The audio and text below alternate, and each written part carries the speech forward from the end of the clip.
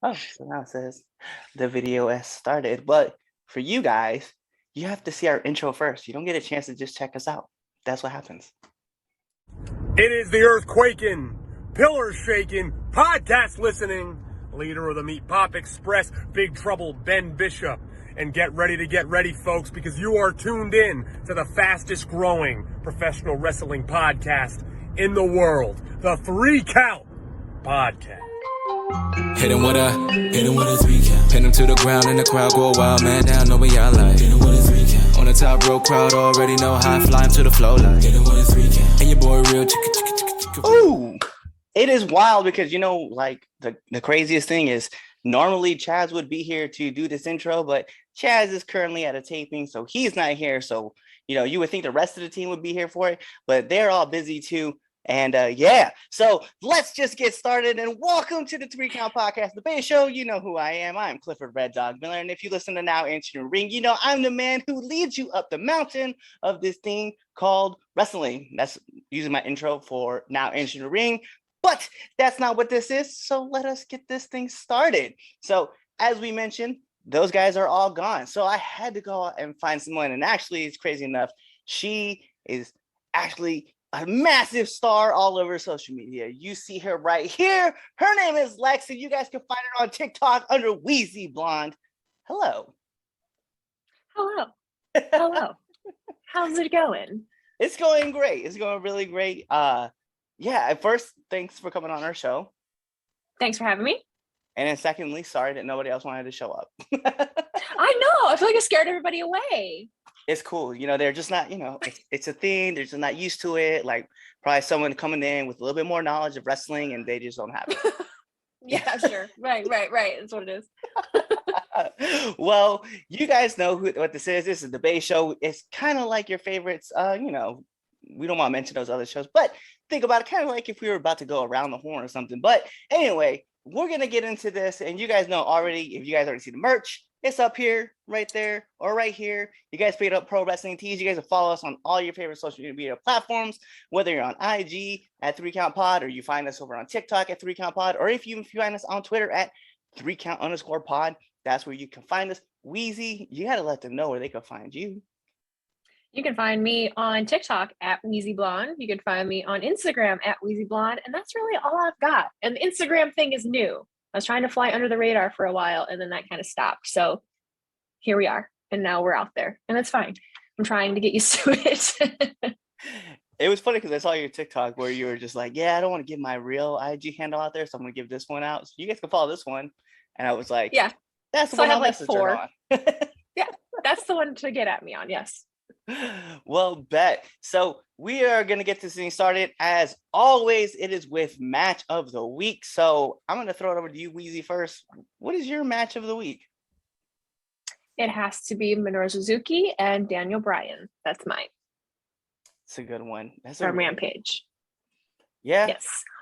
It's tough because I always whenever I do these shows, I don't give it. I have the Red Dogs Power Rank, so I never talk about what the match of the week is because obviously that's going to give away the number one spoiler.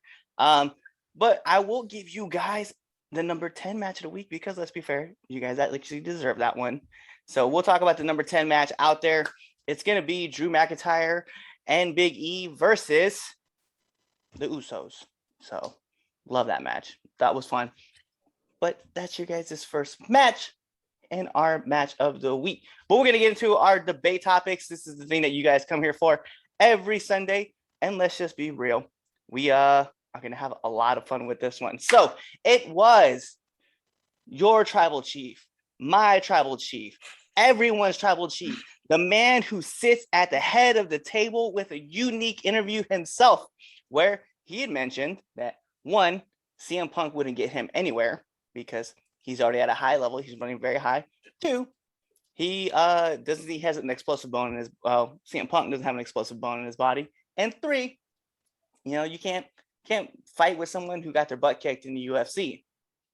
And plus he would throw all the other people around in AEW. So really, it's kind of like trying to figure out is this in character? Is this not in character? He did throw some stuff in there, talk about how he's a former All-American, played football, for Tech. And it was just, it was kind of kind of interesting to hear. So I'm very curious on your take. Like, what do you think?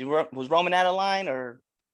I had the thought as I was going through it and kind of thinking, okay, is he in character? Is he out of character? Because he just was pissing me off. I didn't like it. I didn't like the interview. I didn't like the way he was coming off. I didn't like how pompous he was being. I thought it was shitty to talk about Punk the way he was talking about Punk, regardless of his own feelings or not. I get he's a company man. I get he's a company man. But I feel like some of the shit he was saying was just super irrelevant. Super irrelevant. I don't know. Talking about Punk being an old man.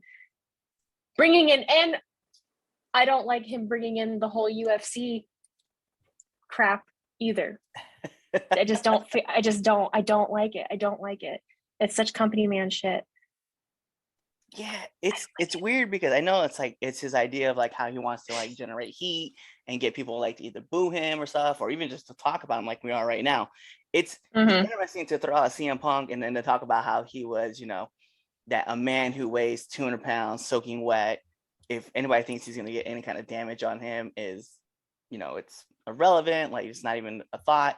And that, he put it out there himself. Like, he's like 6'3", 265, and, played D1, was an All-American. Like, he put his stats out there, and, you're like, you're not wrong per se, and he was even talking about how he was like, I'm going to have I would have had a great NFL career.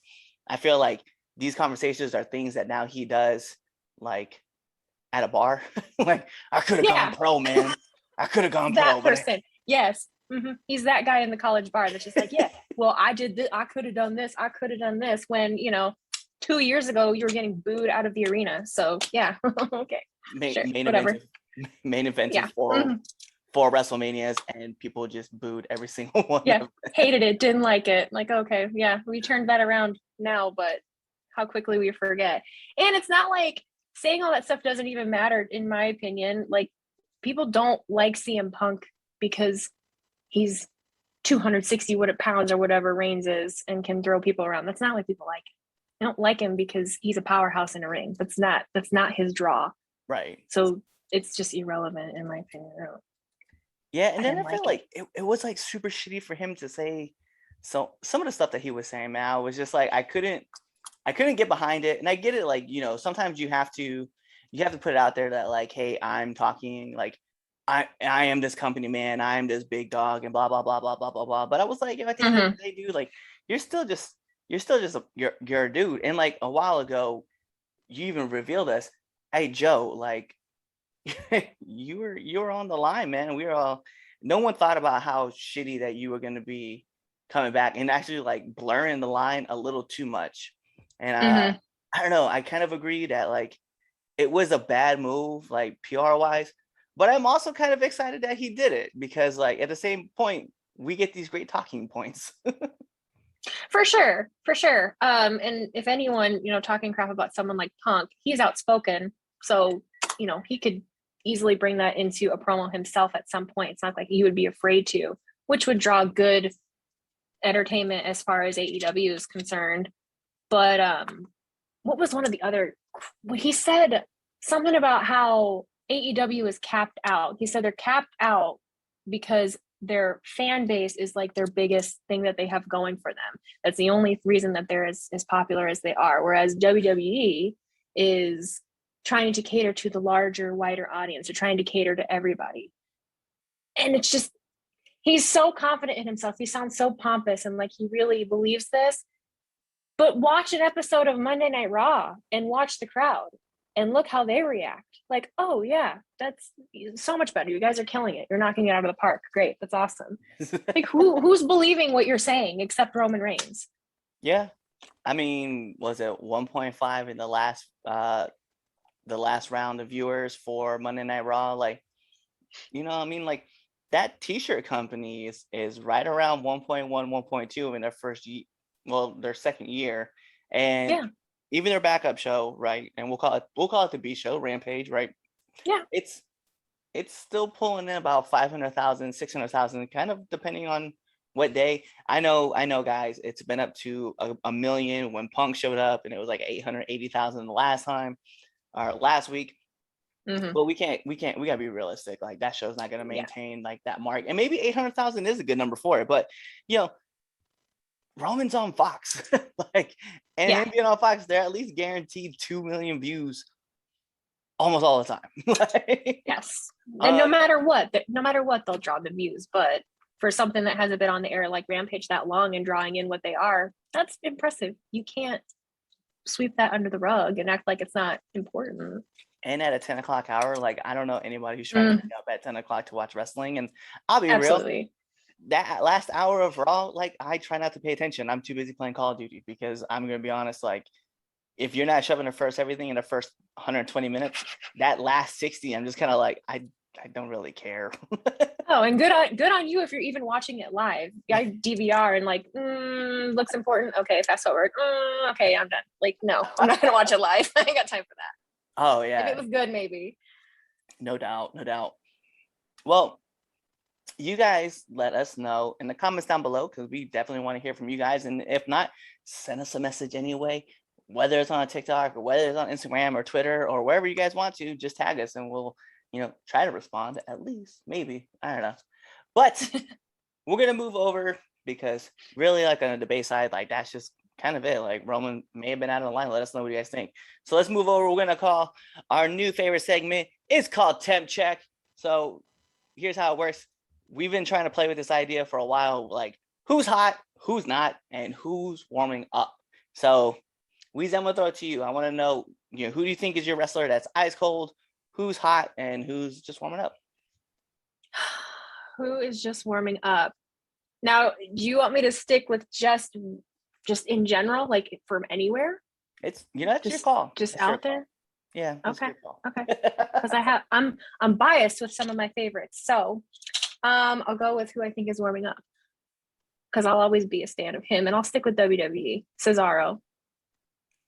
Always go with Cesaro. With him and Sheamus now being on, where they both are on SmackDown now, I think. They are. I would like to see, with them having been tag team partners in the past, I love them as a tag team. I'd like for them to have some kind of rivalry going because they both have the charisma and they both have the talent. And I just think that would be really good moving forward for them to have a story and them not screw it up and let it play out, which I know is asking a lot. So I'll say Cesaro. Cesaro. I wish I could think right off the top of my head like someone that's ice cold. Ugh. I'm gonna skip it. That's fine. And then who's in the hot box? Let's put it that way. Who's in the hot box? Bryan Danielson. Danielson. That's a great call. That's all I heard about. That's all I heard about this whole week was Bryan Danielson. So I'll say that. That's a great call. So I guess for me, my ice cold, I was gonna be front and center, man. It's 2 weeks running. It's the women division on the main roster. Oh, I know.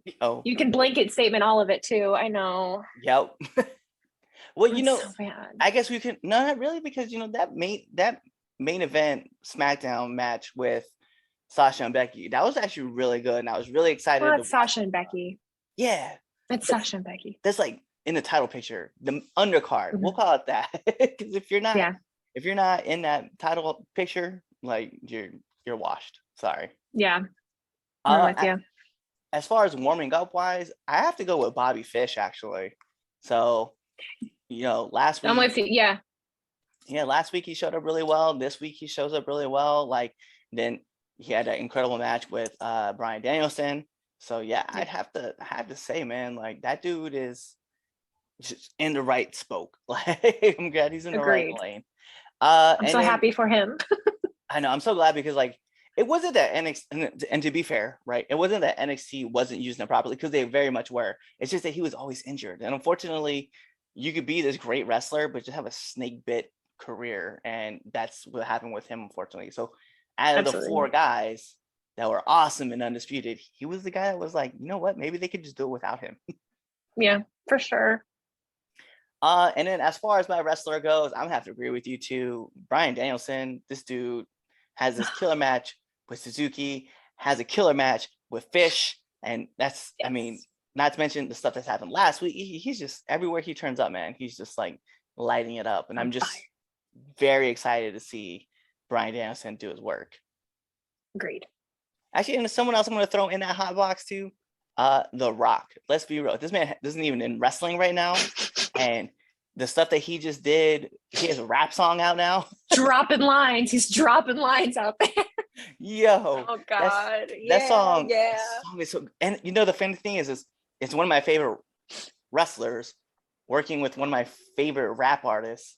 So it's like just to have those two together, and not a thing I would have ever thought you could put together. Yeah. And then the beat goes really great too. So I'm like, hey, you know what? Let's go. Not to mention that it wasn't bad. It wasn't bad. No.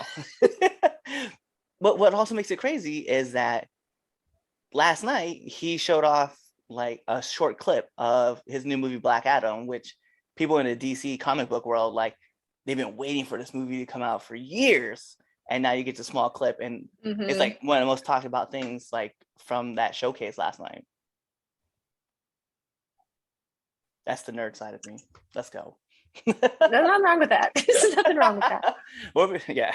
So let's get into our second debate topic. This is going to be one that's going to be a lot of fun to talk about. And it is Bryan Danielson on the run of his career? Because we just mentioned Suzuki. We just mentioned Fish. He's always had to run with the Super Click as well as the Elites. You know, looks like he's having a lot of fun. Not to mention that earlier this year, you know, he had that great run with Roman Reigns. So I'm gonna throw it to you first. I'm gonna let you talk about it. How do you feel about his run? I guess you say this year. Is it his best run this year? Is it his best run this year? Yes. Yeah. It's hard to differentiate between, you know, everything that he did in WWE as Daniel Bryan versus what he's on now, because I think it's two completely different things. Being Bryan Danielson and having the freedom now to do more of what he wants to do and be kind of that person that he was back when he was, you know, the American Dragon before that all kind of got taken from him. It's two completely different characters, two completely different things. I think you can see now what makes it more enjoyable is that it's really what he wants to be doing. Not that his runs in WWE weren't great and that he loved them and, you know, gave props to them that, you know, they kind of made him who he is. But just seeing how joyful he is in what he's doing and how great the matches have been. And I think that resonates with the audience that are watching, like being at the Suzuki match, what they were talking that could be, you know, match of the year. And part of what makes that match really is the crowd reaction and how involved people were. I mean, God, everyone was like standing up and just like so into it and so excited. And there were so many people that don't even know who Minoru Suzuki is. But even then, it's still a great, like, for it to be a contender for match of the year. I loved it. So yeah, I think he is on the run of his career this year for sure.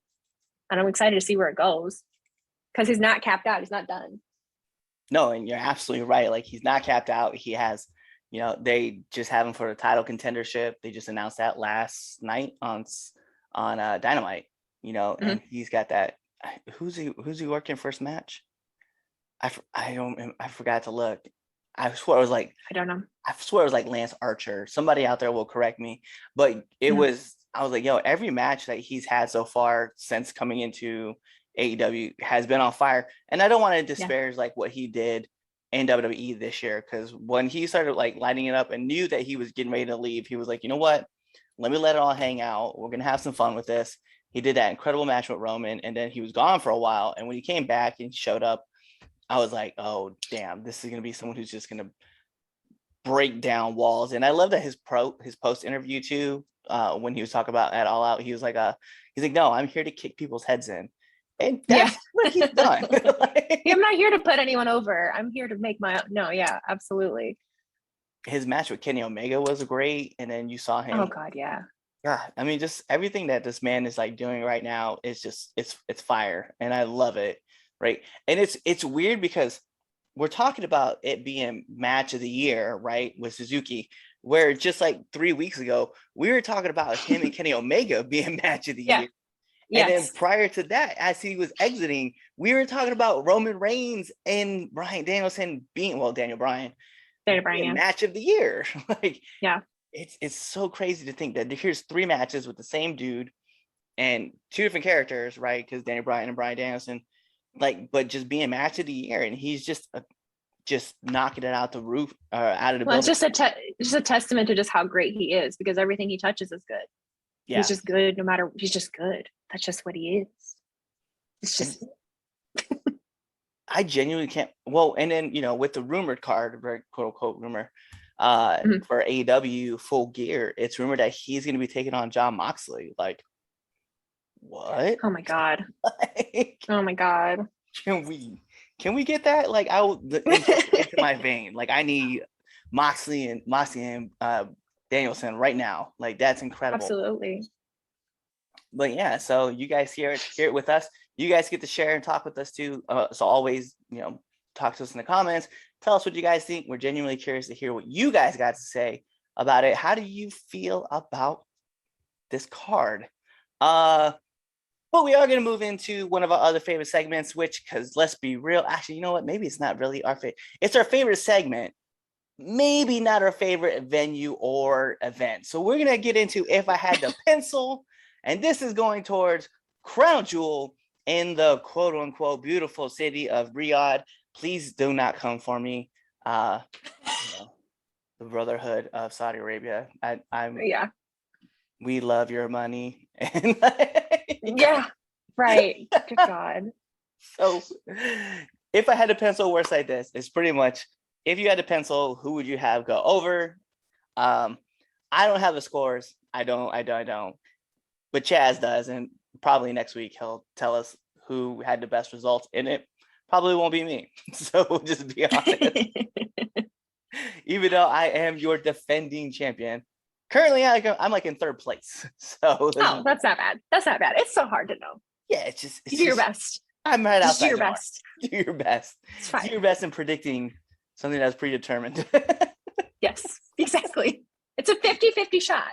It is. Majority of the time. Majority of the time. So we're going to jump into our first match, which will be Mansoor taking on Mustafa Ali. I got to ask, Lex, who do you have? I'm going to say Ali. I'm going to say Ali. Okay. I'm going to take Mansoor because he's undefeated in Riyadh. The countryman is returning back. I don't think he's allowed to lose in Saudi Arabia. I'm just going to be honest. Like, they didn't have him in that. They had him in that battle royale, and he won the battle royale, and then they had him with Cesaro, and he beat Cesaro. So I was like, I don't think he's allowed to lose. And if he is, good on the WWE to be like, this is payback for the tarmac incident. Oh my God. Right. Open up old wounds. That's what we're doing. So we're going to talk about the Hell in a Cell match. This is probably the one I'm actually looking forward to the most. It will be Seth Rollins, Sir Drip Drip himself, versus Edge. And I'm going to be honest, I've got Edge winning this one. I've got Edge winning this one too. Yeah, I don't see Rollins going over. I just don't think it would make sense. I don't think it would make sense. I feel like they have Edge pinned so strong and so spooky and just so intense. I feel like it would be crazy if they didn't have him go over, but you never know. But that's who I'm going to stick with. So I want to get your opinion, right? So this was a thing that was supposed to happen, right? So Gangrel was supposed to actually make his debut at AEW. He's supposed to be involved. But then Edge came out with the Brood song, and obviously like the vampire like gimmick, right? Yeah. And AEW then called Gangrel, was like, hey man, we're gonna have to hold off on this. So I'm very curious about your opinion about that. Like, did you think it was kind of a shitty thing for Edge to like show up, or because he's just doing what the company wants? How'd you feel about all that? Well, I feel like I didn't know that AEW held off on it, but I feel like in Edge knowing that he was going to do that, maybe or would Christian have, with them being friends, would Christian have known and maybe have been able to say something to Gangrel, and maybe Edge be able to have a conversation with Gangrel and be like, hey, I'm going to do this. I know you're thinking you're going to be debuting at AEW. You know, what would you like me to do? Should I do this? Should I not? And have a conversation about it rather than just do it. Because I think Gangrel, looking back, he was like the main character like of the Brood.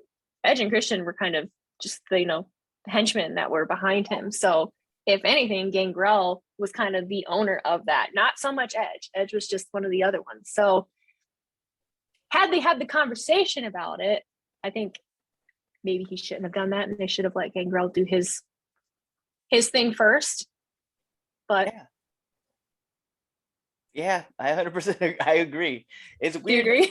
yeah, it's kind of weird because like, I know Gangrel like obviously was on the independent scene, still doing his thing, banging and banging, as he would like to say. But like, yeah, it's like and it's kind of shitty on WWE, right? Because obviously like Edge is a company man, like he's been in there forever. He came back and he's just putting in some great work. But it's kind of like WWE, like you're already well aware of like who's doing what on the outside. And if you know like that was gonna happen, I mean, it's a business, it's a cutthroat business. I get it.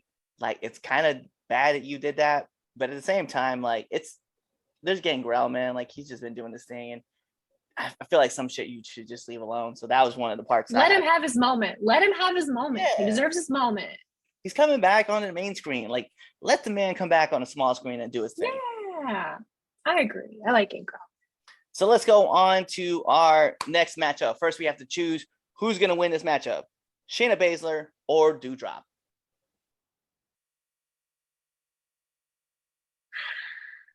I'm going to take Shayna Baszler. I'm just going to be honest. Oh, I want to say Shayna Baszler. I feel like she needs it. Yeah. I feel like they need to do that for her.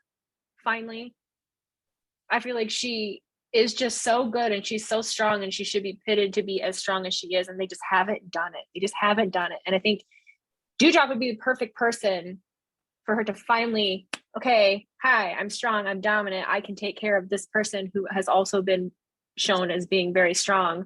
Because Shayna could be such a badass character. She could be such a badass character, and they just haven't been letting her do it. They just haven't, and it drives me nuts. She could have been so much more than what she has been thus far.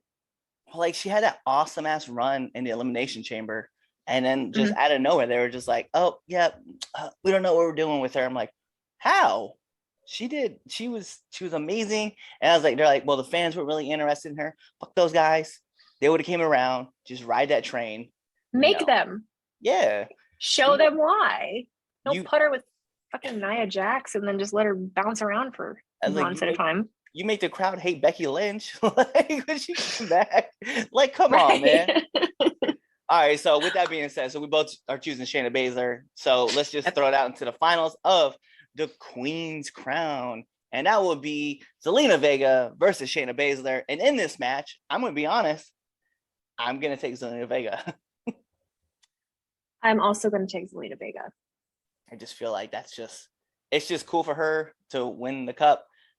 But I feel, you know what? Actually, I'm gonna change my opinion. I'm gonna go with Shayna, and here's why. Because WWE lost Aleister Black, right? And because you're gonna go that route. Because Aleister couldn't go to Riyadh anyway. They're just gonna take Selena, and then just have her just get beat in like a minute 24 seconds to Shayna. Now I think about it. You're not wrong. It makes complete sense. I'm going to stick with Selena just because I feel like she'd be great in that kind of position. Granted, they've never had the Queen's Crown deal before, but if it's anything like how they do with King of the Ring and the person becomes like a big personality, I feel like Selena has it. I feel like she deserves it. But they'll probably be petty, and you're probably right, but I'm going to stick with her anyway. I like it. Well, so for our next matchup, we're going to talk about the semifinal match going into Raw, which is going to be Jinder Mahal versus Xavier Woods. And I'm just going to be honest, man. I'm taking Xavier Woods in this matchup. Xavier Woods. Yeah. He's like the only person that's I'd be surprised if they didn't. Yeah, me too. But he's like the only person that ever talks about King of the Ring. Nobody on the roster talks about. He's very adamant about, I want to win King of the Ring. That's all I want to do in my career. Oh. Yeah. And same deal. He'd be great at that. Yeah. And then obviously with the finale. So if that's the finals, Xavier Woods, we're gonna talk about the other guy on SmackDown, Finn Balor, winning as well. So who are you gonna take, Xavier Woods or Finn Balor? I would stick with Xavier Woods. I'm gonna stick with him. I am. I want to stick with Xavier as well. I'm gonna let you finish. Go ahead and finish your point. No, you're fine. No, I want to stick with Xavier because it'd be a different kind of a King of the Ring. Because I don't remember who won the last one, but I remember when Corbin did. They're all heels and they're all just like, I'm King of the Ring and I'm an asshole and blah blah blah. I'd like to see Xavier Woods as King of the Ring and what he would do with it because it would be different and it would be possibly enjoyable. Give him something to do. I want to see him win King of the Ring and just go around and proclaim things, just like for no reason, just like right. I am King Xavier, and I proclaim you to be a part of the up up down down channel. Yes, absolutely. You can do so much with it. Oh yeah, there's so much running room that you can do, especially with him because he could show up to G4 TV as King of the Ring, and then you get more viewers that way, or you have him show up on SmackDown because they're going back to SmackDown. You have him show up on Raw with Kofi and be like, I is your king, proclaim I can be a part of any show. And then he just shows up. Yep. Just shows up on NXT, just randomly. I can be here. I am the king. I am the king. I will do as I may. Yes. So yeah, I would definitely love to see it. And then, but you know what? On the other side though, seeing Prince Valor with the King of the Ring crown, like that would also be pretty cool. But then it might get stale with him though, because as the Prince, like I don't know, maybe. So we'll move up. We're going to talk about probably the one match that everybody's talking about on this card, and that's Goldberg versus Bobby Lashley. I'm going to be honest. I'm going with Lashley for this one. Are you? Yeah. I'm going to go with Goldberg. I only go with Lashley because every time I think of Lashley, I think of Leo Rush. And that's all I think about now. It's just him just going, Lashley. I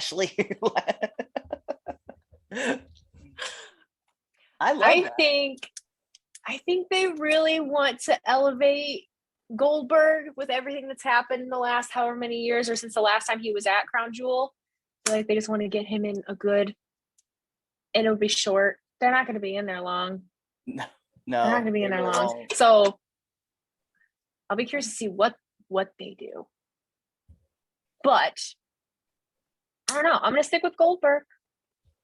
It's fair. You know, it's just time. Like I watched Goldberg all through the 90s, and I watched him in 2000s, and I watched him in 2010s. We all did. Watched him in the 2020s. I know, but I don't know if he's ready to let go. I think he's ready to let go. I don't know if they're ready to let him go. Yeah. It is so weird that you're like, hey, you know what these kids will really relate to nowadays?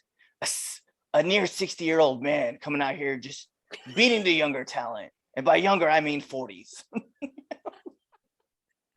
It's good shit. So true, though, too. Oh, man. All right, so we're going to talk about our next match, which actually, this is another match I'm genuinely kind of excited for. We are talking about the WWE Championship match. That is Big E versus Drew McIntyre. So I'm gonna be honest. I'm just taking Big E because Drew's going to SmackDown. Yeah, Big E. Even if Drew wasn't, I would say Big E. I don't want him to be done yet. It hasn't been long enough. I'm liking him being champion. I'm liking other people getting to see him having a run on his own without having to just be with the New Day and getting to experience him more because he's so great. How can you not love Big E? Oh, I listen to Big E every Monday. I love Big E.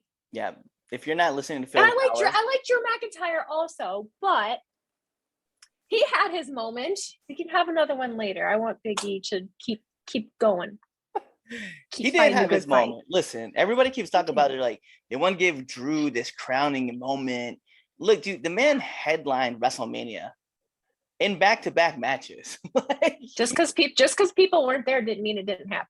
Right. It happened. We watched it. It was all on camera. And Stephanie reminded us of that. Of course she did. Yes. I'm taking Big E too. It's too soon to like take a title off of him. And although I'm a huge fan of the sexy Scotsman himself, I want to see him go over to SmackDown and fight for that Universal title. Yes, I'd be here for it too, for sure. So we'll move up to the Raw Tag Team Championship match. And this will be AJ Styles and Omos versus everybody's new favorite team. And if it's not, you need to uncheck yourself. RK Bros. RK Bro. I'm taking RK Bros. RK Bro. Like, and what the funny thing was is as soon as I saw Matt Riddle like just trying to persuade Randy Orton to be in, I was like, I'm all a part of this team. And everybody was like, what? No, this is terrible. It's like, no. It's going to be great. I promise you. And like, absolutely. Oh yeah. Matt Riddle is so cool. Like Matt Riddle, okay, in his personal life, that's a different person. Riddle as a character, I'm all about. Understood. No, I'm cool. I'm the same way. He's entertaining. I like for the longest time, both of them together were one of the only enjoyable things to see when you were watching. Like that was the one thing that was like, oh yeah, oh thank God that this is happening because I can't fucking stand anything else. So anytime I heard Randy, I was like, oh my God. I was like, I want someone to punch Matt Riddle in the face, but I also enjoy whenever he does like talk to, like I love I was gonna say the one time where they were together and you know Matt was like listing off things that they had in common, and then like Randy Orton was like, we don't have anything in common. He's like, except for we're both from Earth. I was come on, man. They're very they always remind me of like Rock and Mick Foley vibes. Yes. Is what I kind of compare it to. It was entertaining. It shouldn't have worked, but it worked. And I love that Orton was into it because he does so well with it too. They vibe so well off of each other, and you wouldn't think that they would have, but they do. I like them. Yeah. All right, so we're gonna move up to the women's triple threat match. I'm very interested in this one as well because it is the man, Becky Lynch, versus the EST of WWE, being Bianca Belair, and the Blueprint, Sasha Banks, the boss herself.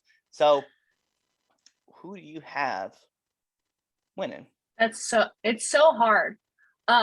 It's so hard. I'm gonna say Sasha. I'm gonna go with Am I wrong? Probably. You're gonna go Sasha too? Yeah. Yeah. Okay. Yeah, that's what I'm thinking because it's just the only thing that I think that makes sense. And I want her to also because God, that girl, give her a damn win and just let it stick for a while. Because God, she goes away, she's not there, she wins, then she gets it taken from her. I can't. And it's all bit, and you know, Becky and Bianca already had their whatever happened. I feel like Sasha's kind of the outsider in what was happening between the two of them. So I feel like it just let Sasha kind of take the reins, have something new happen. Yeah, no, I agree. And I think, you know, for me, you know, what better person, like, okay, I love Bianca Belair, but right now, like with Banks and Star Wars, right, the new season getting ready to get started for the Mandalorian, you have like this person that you're like, oh dang, look, our champion is on Disney, and I forgot about that. Yeah, so yep, I'm genuinely excited just to see her. Plus, I think if I remember reading it right, like the Mandalorians are getting their own spin-off show, which is something else that she gets to be a part of. So yeah, I'm good for her. Yeah, she's making huge waves, and I'm excited for her. Yes. I'd like to see her win. So I'm gonna go with her because she's got a 33% chance, or you know, 175% chance of winning, depending on who you're asking. Absolutely. Thanks, So we're gonna talk about the WWE Universal Championship. It is the Beast Incarnate, Brock Lesnar, versus my tribal chief, your tribal chief, the man who sits at the head of the table, Roman Reigns. Who you got? Brock. Yo, you taking Brock? I'm taking Brock. Okay. I'm taking Brock.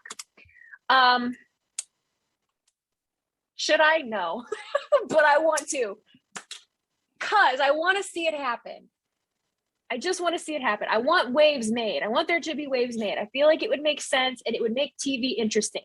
Okay, I know it would either way, but just going back to having the week after, okay, yeah, he wins, go back to SmackDown, having Brock roll in with the championship. Oh, so good. It just would be good. I know that Roman could win and then they could just carry on with his Brock pining over the championship for another 2 months, but I just want it to happen now. I am going to be honest. I want my tribal chief, your tribal chief, I've had a man feeling. who sits at the head of the table.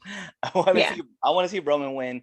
And here's the thing: I want Paul to screw Brock out of it, right? Like, I wanted to make it look like Brock is gonna win, and Paul's like in his corner, and they just turn. Yeah.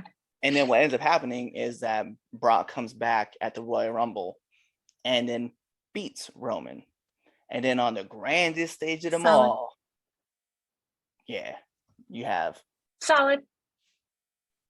Or better yet, you just have The Rock show up at WrestleMania, and he beats Brock, and The Rock is there helping Roman. And then eventually you have The Rock. One step at a time. We'll get there. Yeah, I have this huge thing planned out. I can't help it. Never do that. You'll be let down. Don't ever do that. Oh, I know. One foot in front of the other. I know. I write all these like what I think are funny jokes, and then I want them to be in my favorite shows, and they never happen.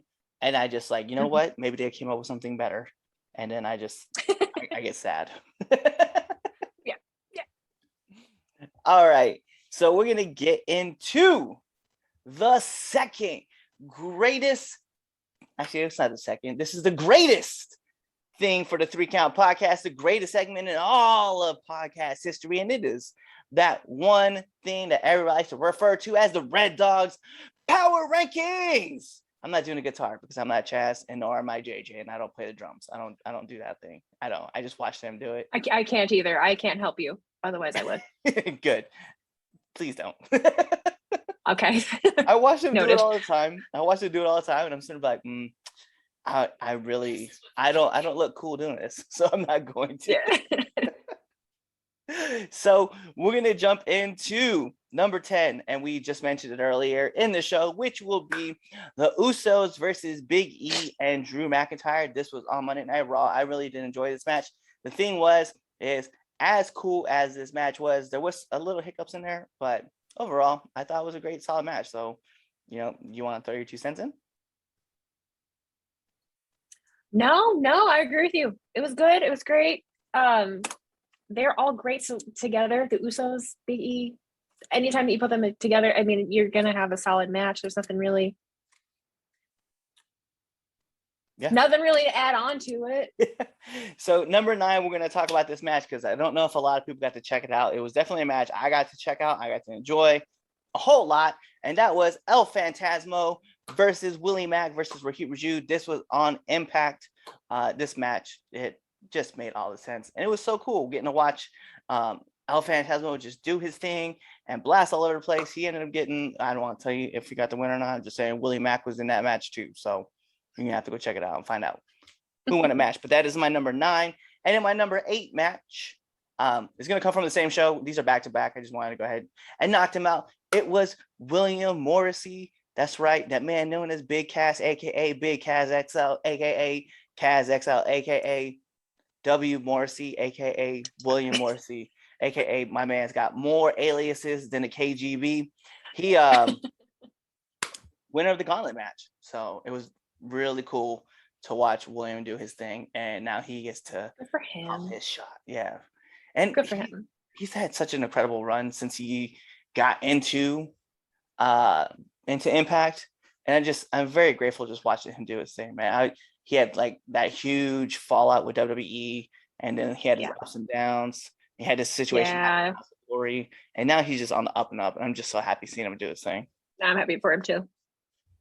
So we're gonna jump into number 7. We talked about this man earlier in the show. It is Bryan Danielson versus Bobby Fish. This was at Dynamite last night.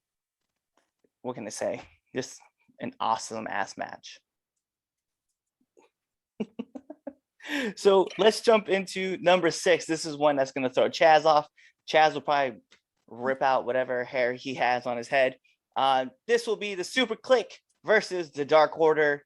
And this was also on Dynamite. And I love this match a lot. And I know he's going to be like, why? We're going to go into number 5. This is a match came on Friday night, heavy hitting. And you guys are going to notice a pattern with this one because this is going to be a very heavy AEW card. So CM Punk versus Matt Sydal on Rampage. It's something to be said because CM Punk is such a great worker, but we always know Matt Sydal or Evan Bourne, like for his like high flying acts, that people forget that he's actually a great ground wrestling tactician, and he got to showcase that. So I was definitely excited to watch this match with him. The good thing is I think Punk can bring that out of people. You know, he can kind of work with them and let them showcase stuff that I think that maybe they probably wouldn't normally be able to or normally think to. So that's a good thing of him working with some up and coming talent for sure. Definitely. So let's talk about this number 4 match, which this is going to be one that's also very incredible because someone got to show off a lot of cool shit that they can do and are just incredible for being so young. We're talking about Malachi Black versus Dante Martin. This was also a part of Dynamite.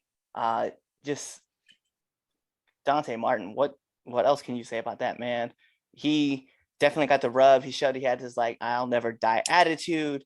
Malachi Black, again, another name of person that just tears the roof off of everything. And he's just operating at a whole nother level right now. For sure.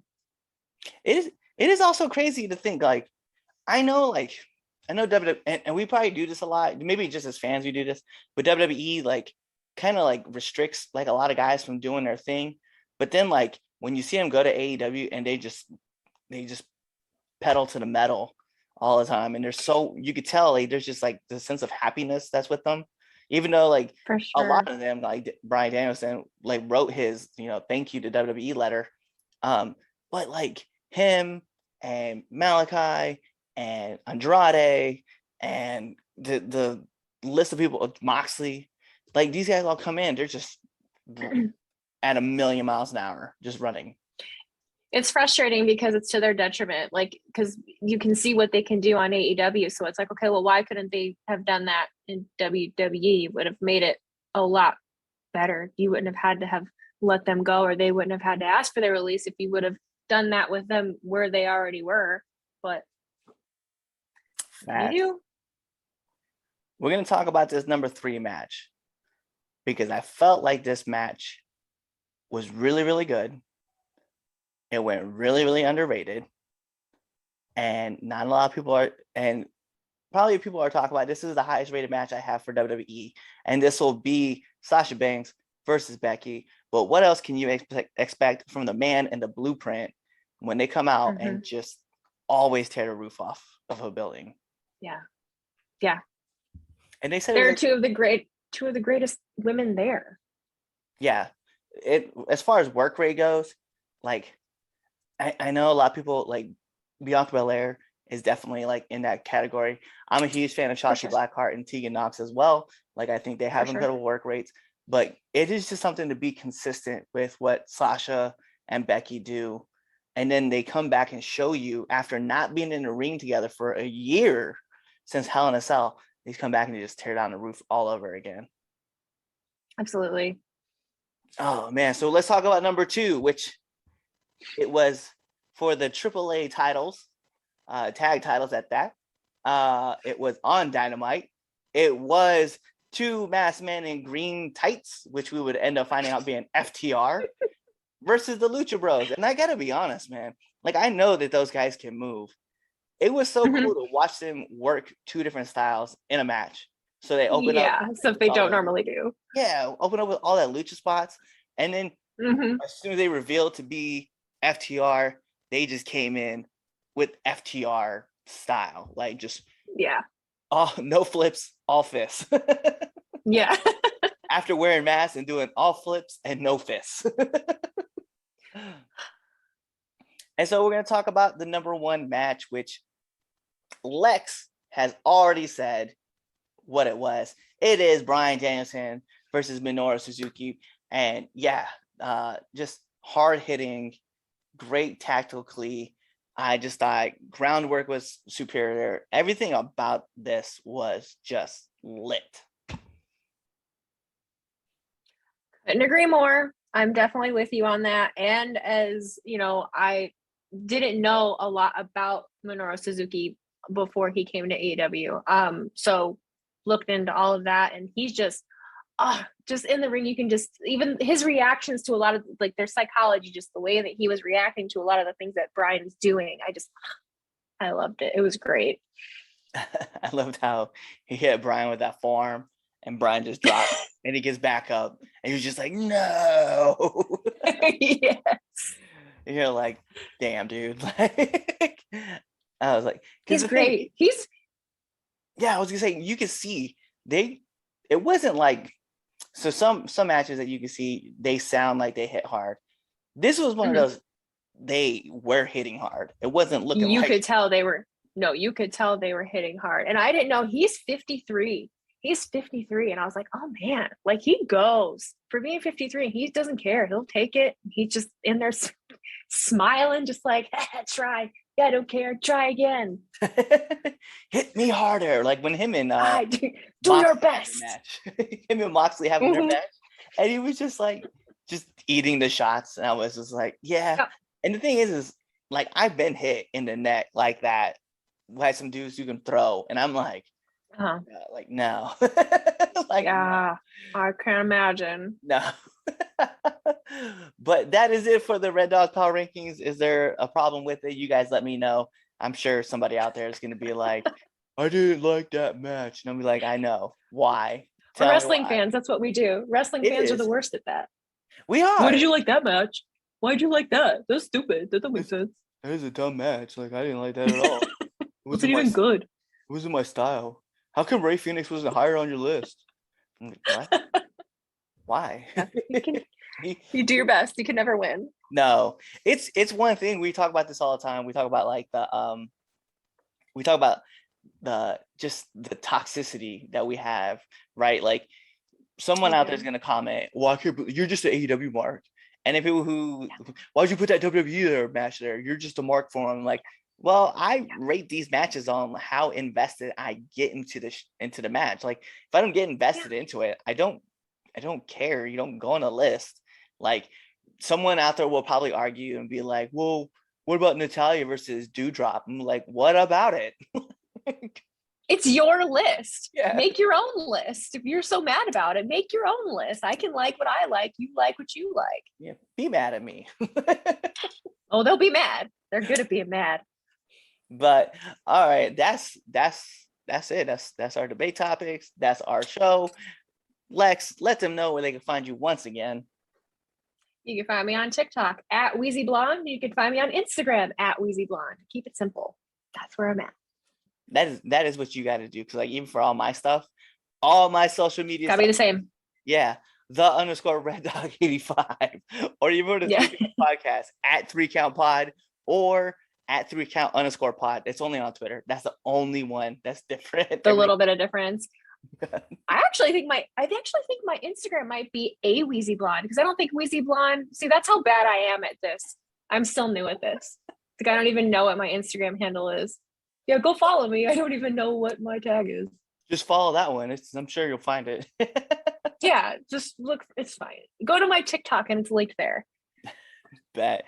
Well, you guys Right. know what to do. You guys know what this means. And now entering, this is how we finish it. We gotta take this home. So that means we're hitting the finish. So you guys know what to do. Go check us out on all of our social media platforms at 3Count Pod. You guys can follow us on YouTube, youtube.com/the 3Count Pod, or you can even follow us on anchor.fm/3Count Pod. Everything at 3Count Pod. You're gonna find us everywhere, including Clapper, which a lot of people are like, why are you on Clapper? Because we can be.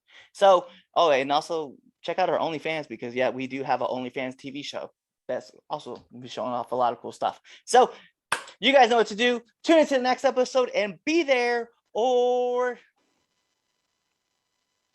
be somewhere else.